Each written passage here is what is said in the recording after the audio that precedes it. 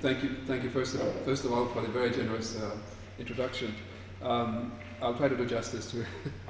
I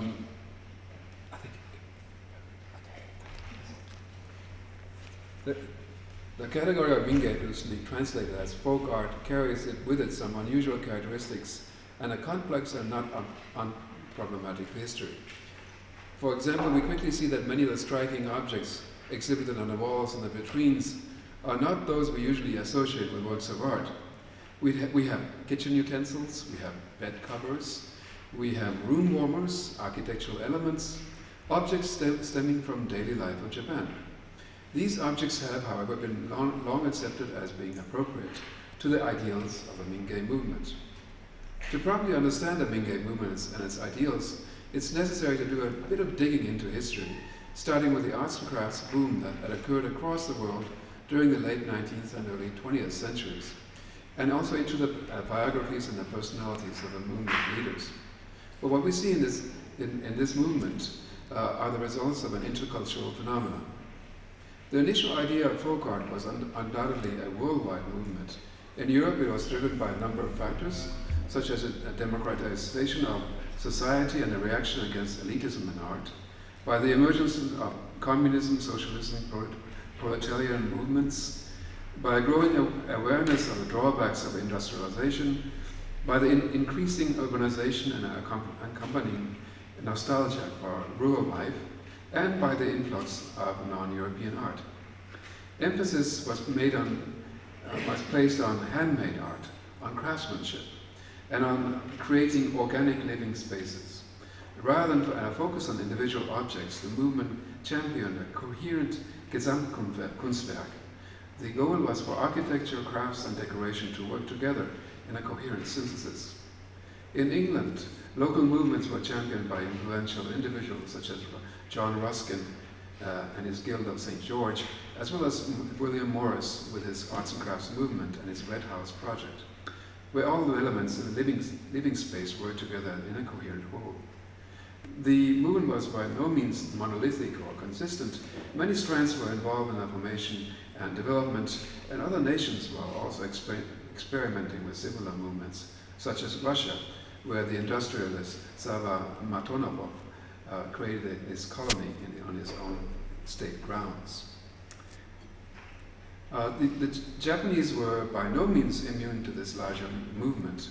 Various groups engaged in the new ideas from the West, just as the Japanese tried to adjust their own understandings of art to Western ideas that came tumbling in during the 19th and early 20th centuries. A clearly defined concept of art, for example, did not exist prior to the late 19th century, and even the word art had to be invented. And here are some of the historical contexts that are more or less appropriated in the Japanese visions. The person at the center of the Japanese Mingei phenomenon is indisputably Yanagi Soetsu. We see him here in his 3 stages of his life, who was also one of the trio who coined the word Mingei in the first place. While the exact definition of what constitutes the term is somewhat fluid, and also within Yanagi's own writings, the following aspects were more or less constant. We can say that some of the aspects of Mingei include that the objects were made by anonymous artisans. They were produced by hand, typically in large quantities. They were inexpensive at the time of production. They were non-elite and made for the masses. They were functional daily use objects, and they were representative of the regions from which they were produced. This, of course, is in contrast to unique or luxurious objects, arts assigned to individual artists or produced for the upper classes. Another important aspect of Yanagi's Mingei was that these everyday utilitarian objects were created by nameless and unknown craftsmen. In addition, there were aesthetic aspects to the objects that were selected as Mingei. The objects had to appeal to the viewers with their sculptural or compositional powers. A constant theme in Mingei-related text is finding functional beauty in the hand-created arts of the ordinary people. And although Yanagi claimed that utilitarian objects made by common people were, quote unquote, beyond beauty and ugliness, there was an undeniably selective quality to the process, to the category. In contrast to ethnographical and anthropological museums where a wide range of human-made objects of the past are displayed, the objects of Mingei were individually selected for the aesthetic appeal to the contemporary connoisseur. The term Mingei was coined by Yanagi and his two ceramic artist friends, Hamada Shoji and Kawai Kanjiro, in 1925. And even now, almost a century later, Yanagi's ideas still influence the way we look at Japanese art. Surely this cannot be described in any other way than a remarkably successful vision. Yet there are problems from the beginning, and the concepts of Mingei clearly work better in theory than in practice. For example, the above-mentioned idea of a nameless artist is not problematic. The concept was a leitmotif in the texts by Yanagi and others, and even became the title of his most famous text, The Unknown Craftsman, which we just saw a moment earlier.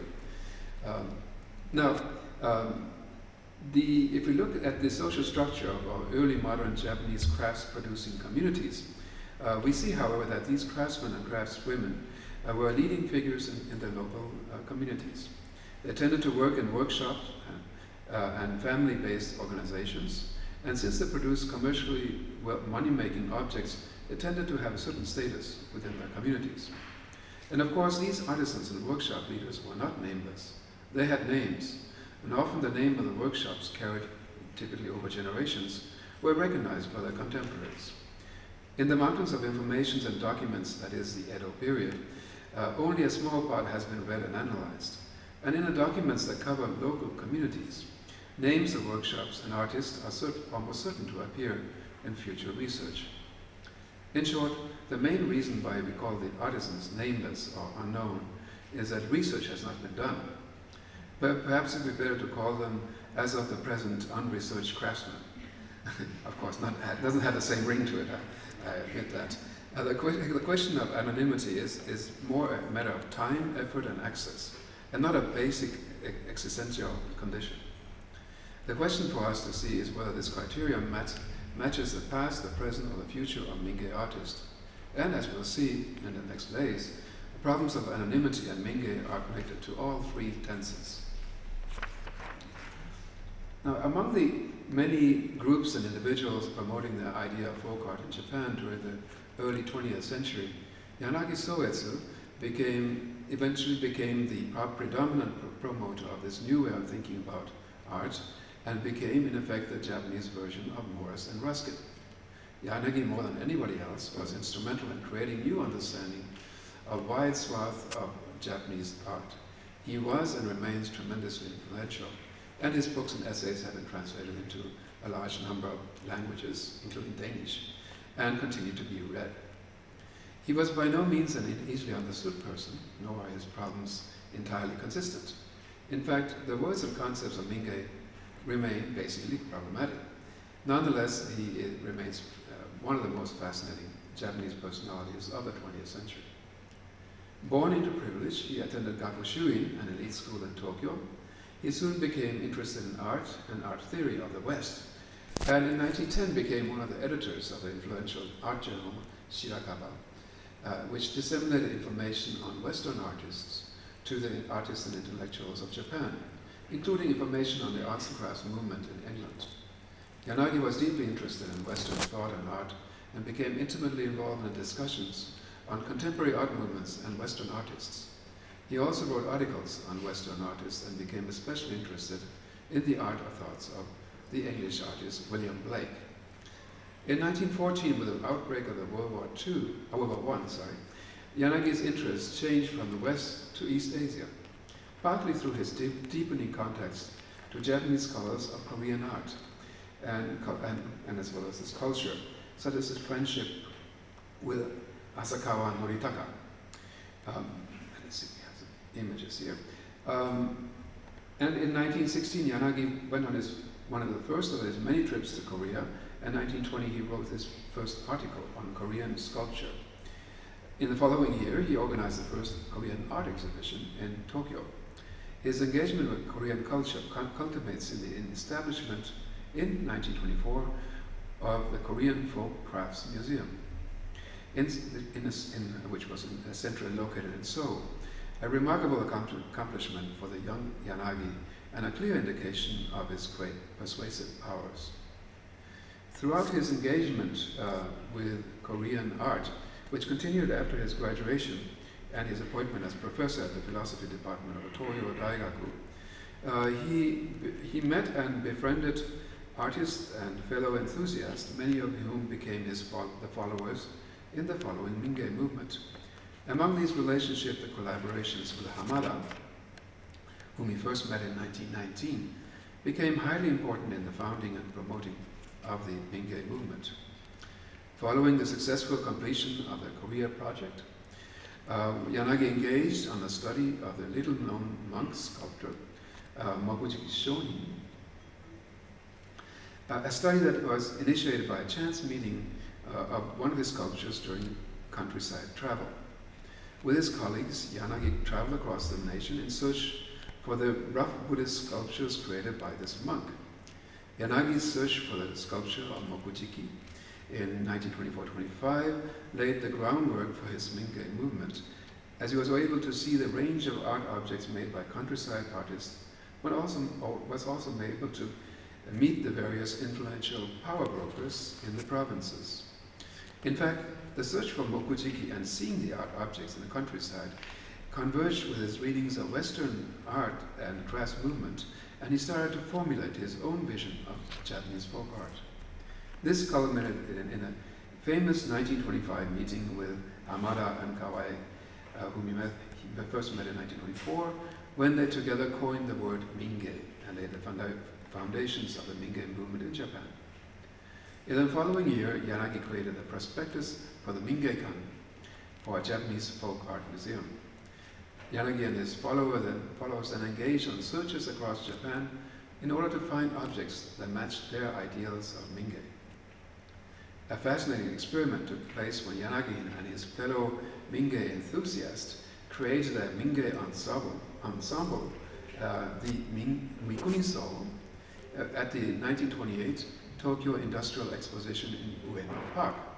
And here's an interior view of the Mikuniso. This was a building in which they tried to create a living environment of Mingei.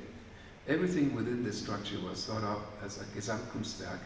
All aspects of the house, from construction, decoration, interior design, and objects, were designed to work together in unison and to create the ideals of folk art.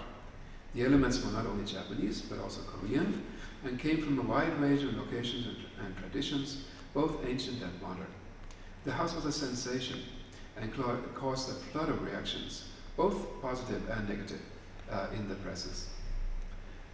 From the beginning, Mingei art was seen as objects that formed a complete and organic living spaces, as part of interior decoration that surround daily life.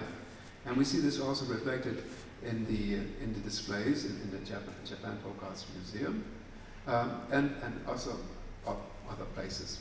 And if you look upstairs, there's also an image of Jeffrey's living room, and I think you get this idea of a Mingei living space.